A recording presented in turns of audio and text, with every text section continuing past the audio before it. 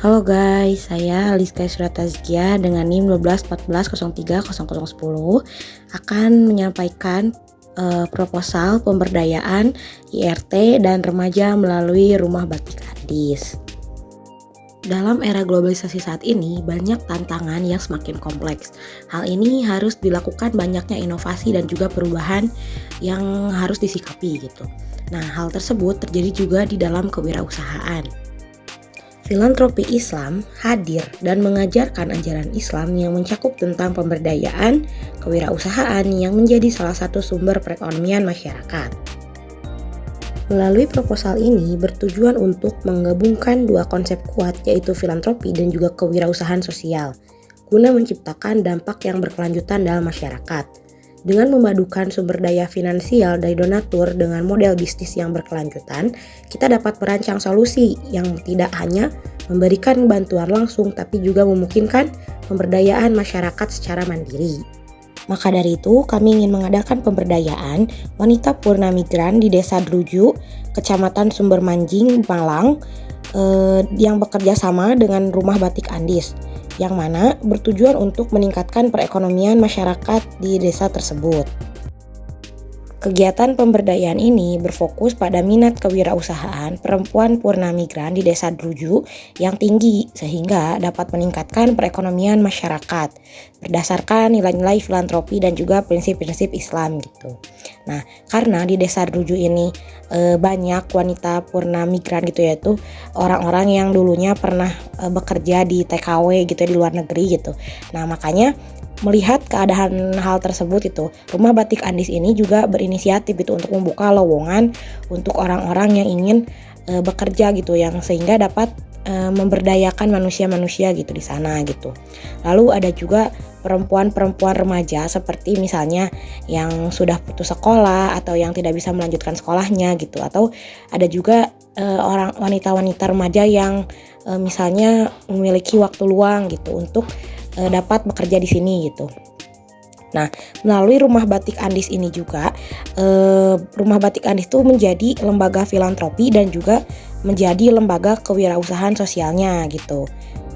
Tujuannya yaitu saya ingin mengajukan program kerjasama dengan Rumah Batik Andis ini agar para ibu-ibu rumah tangga dan juga para remaja perempuan yang sekiranya dinilai kekurangan dalam hal finansialnya ini dapat meningkatkan keadaan perekonomiannya secara berkelanjutan gitu.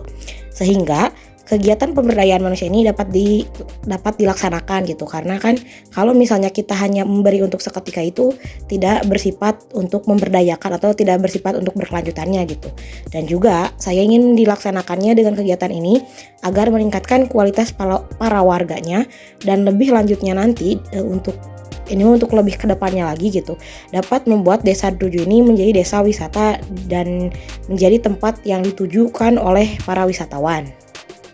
Adapun untuk waktu, tempat, dan juga sasarannya yaitu yang pertama, waktunya dilaksanakan setiap hari Senin sampai Jumat mulai dari jam 9 sampai jam 6 sore. Lalu untuk tempatnya dilaksanakan di rumah produksi batik Andis dan juga di beberapa rumah warga sekitar gitu. Nah, untuk pesertanya yaitu ibu-ibu rumah tangga dan juga para remaja dan juga para pegawai yang sudah terdaftar di rumah batik Andis ini. Adapun bentuk kegiatannya, yang pertama pengarahan pembuatan kain batik. Nah, pengarahan pembuatan kain batik ini bisa mengadakan workshop bagi masyarakatnya yang bertujuan untuk mengetahui tata cara pembuatan kain batik dan sebagainya gitu. Karena yang namanya pembuatan kain batik ini tidak hanya bisa langsung gitu, nggak bisa otodidak, tapi harus ada workshop atau harus ada pengajarannya terlebih dahulu gitu. Yang kedua, pelatihan pembuatan kain batik dan produk batik. Dalam sesi ini berfokus pada praktik membuat kain batiknya dan juga membuat produk-produk yang terbuat dari kain batik seperti baju, rok, tas, dan juga produk-produk lainnya. Yang ketiga, program pemasaran. Setelah membuat produk, para karyawannya pun diajarkan untuk memasarkan produk yang sudah dibuatnya.